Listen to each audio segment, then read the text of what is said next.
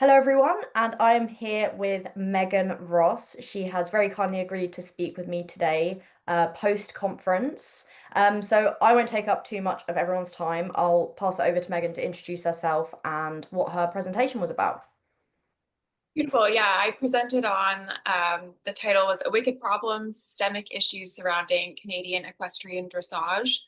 And it was a Canadian-based study where I did used ethnographic methods to better understand the culture of dressage across Canada. So we went to 4 different farms or 4 different facilities across Canada, and I observed dressage lessons and interviewed coaches and riders. I also took lessons with the coaches and worked for the coaches to just better understand and get integrated into the culture. And during this time, there were also a lot of current events occurring related to issues surrounding dressage culture, like I don't know if I can name things. Sorry to make you edit, but the What do you need to name? like Operation X documentary, how Oh, yeah, strange. I would. I would. Okay. Yeah. Okay. Just carry on saying Operation X. I'll combine it together. Um, Operation X, the USDF jumping coach, whose videos went viral, and the British Olympian who won the 2024 World Cup in Amsterdam, all of which the participants commented on. And what this allowed me to do was to better understand how these systems or these different systems in place influence dressage participants up to the lowest level and create a culture of contradiction where the what's being stated in terms of what is ideal for good horse welfare is not necessarily what's being rewarded, which then leaves equestrians in this dilemma in terms of navigating the fact that they're in the sport because they love the horses, even though the sport isn't necessarily conducive to good horse welfare from a competition perspective, even at the highest level, which is typically what the participants are sort of looking up to in terms of what is ideal. So we situate all these problems within a wicked problem complex, which means that we can't solve any of the issues through linear or reductionist methods, and we have to look at sort of the big picture and target all of the different solutions from a more holistic stance using more of a systems thinking approach. Wonderful. So that's really detailed, thank you. So from your time doing observations and talking to people, how did you see welfare being prioritized, but also where did you see it being compromised? That's a very good question. I would say it depends on the facility entirely, but definitely a lot of language in terms of people loving their horses and also doing things like, for example, some horses were kept in individualized paddocks all day, despite participants recognizing that ideally their horses would be out in the field. There was a lot of fear of injury. And feeling like the cost of the injury of their horses being in a field sort of outweighed the positive welfare that the horses could gain from it. So that's sort of unrelated to the riding. Other aspects were,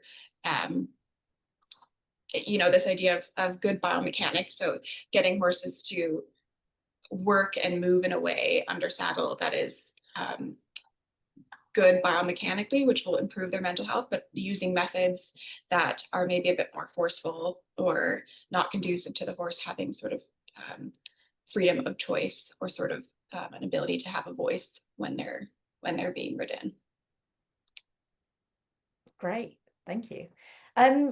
That's really interesting to look into. I like how much detail you managed to get from the people where it matters most, the people that are most involved with these horses, the people that are keeping the industry, that part of the industry going. I think that's super important and really a good time to be looking into it with the current state of competition right now.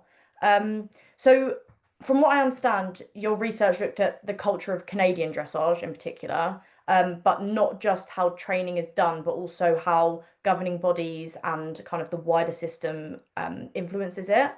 But it seemed like, from what I understand, you found like there's a clash being between what's being rewarded in competition, but also what's best for horse welfare. Could you talk through what you meant by that and maybe how riders and coaches navigate it? Yeah, so I guess a really specific example would be the World Cup gold winner at the 2024 World Cup in Amsterdam. Uh, so this performance like sparked a lot of controversy with the participants because the horse was displaying behaviors that weren't just subtle behaviors like the horse, not that the horse is being behind the vertical or having a blue tongue is subtle, but potentially through video, it can be hard to see those smaller um, things. And this horse, like one of the participants said, the horse literally stopped and backed up at X.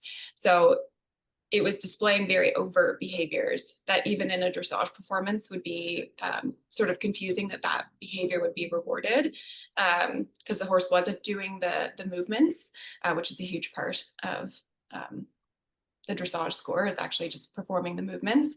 And so people were expressing how they were confused about how that would win and also expressing concern that that type of judging, not that it's necessarily the judge's fault, will risk our sport. Other controversies were like with the Operation X or the Helgstrand incident. There was another German dressage rider who's very high up who supported him despite these allegations. And while the participants didn't necessarily say that they had a problem with it, when I asked them about this, they were like, "Ooh, yeah, that's a really tricky, it's not something I would do." So definitely noticing subtle things about the politics and the culture that make it tricky to know who's doing things well. I don't know. That's a really long answer. Yeah. Sorry. No, it's great. And what's really nice about these studies is that you can really get the what we probably believe to be a natural response from these people that again really matter within the industry, and you get so much detail from what they say, and as you said, like the politics come out even though they don't explicitly say, oh, it's politics, but we can definitely assume that there's so many different factors that go into people's opinions and viewpoints. Just like, for example, the person that worked closely with a top rider that was faced controversy, or a controversial situation, and that's where views change. And yeah, the dynamics can be incredibly complicated, but you manage to navigate it pretty well, I think. Um, so just lastly, where do you want to go with this? Where should we be going with this? What are your kind of key takeaways? Yeah, so this was the first of two papers that I wrote from this. The second one is published in my thesis, but it hopefully will be published soon in a different journal. But I suppose through this paper, we came up with the culture of contradiction. And so I feel like this comes through in pressure, in social media, sort of scrutinizing and shaming riders. And so where I hope through this next paper to see us going is towards a culture of curiosity. So right now, I think there's very much a hierarchical way of training in the horse industry, which makes it difficult for people to be curious and ask questions, which showed up in the lessons, some of the lessons that I observed. So the next paper focuses more on the lessons and the language and where we get education in equestrianism and how there's sort of a need for this for coaches and for coaches to be like experienced in getting riders to think critically on their own and have their own opinions and their own experiences and encourage questions and being okay that we don't necessarily know everything.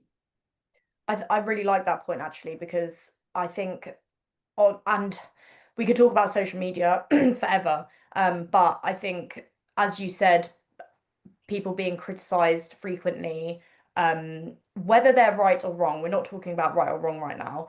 what I'm focusing on is the consistent kind of punishment of behavior. And we always focus on not wanting to punish our, as we shouldn't, punish our horses, punish our animals, but we're constantly punishing others as well. And we're not doing what what we'd like to call like differential reinforcement, where we show what else we can be doing, and then you have better reinforced outcomes and better outcomes for the horse or person. So yeah, I totally agree. It's getting people to take their own initiative, think for themselves, but be given the tools to be able to do that, and hopefully create not just necessarily the right decisions, but their own individual decisions, which are welfare focused and welfare friendly. Um, and that's how we can create these amazing ideas of how we can all better work together to make competition better. So, Mhm. thank you so much. Thanks, Chloe.